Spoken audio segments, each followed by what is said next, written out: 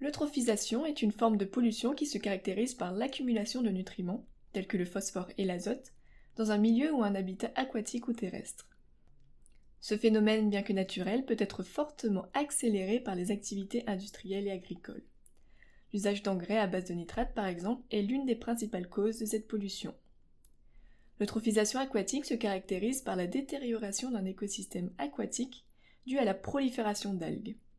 Cela se produit lorsque l'azote et le phosphore, rejetés par les activités humaines, se dispersent dans l'environnement et finissent par enrichir artificiellement les cours d'eau en matière nutritive. Les algues déjà présentes dans cet environnement absorbent ces nutriments, se multiplient et envahissent le milieu. Elles se développent en surface de l'eau, bloquant ainsi la lumière nécessaire à d'autres espèces végétales dans les profondeurs.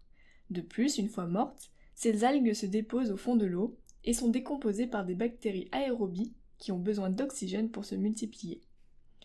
À terme, ces bactéries épuisent l'oxygène des couches d'eau profondes, conduisant à leur propre extinction. La matière organique morte issue des algues, ne se dégradant plus, entraîne le vieillissement du milieu.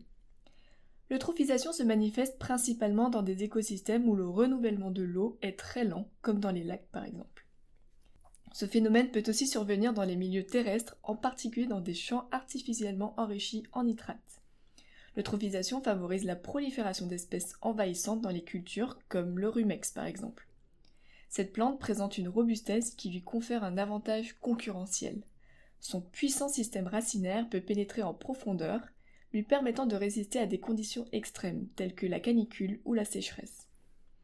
Les étés secs successifs ont ainsi favorisé la prolifération du rumex dans de nombreux endroits, envahissant notamment des champs et impactant considérablement le rendement des récoltes.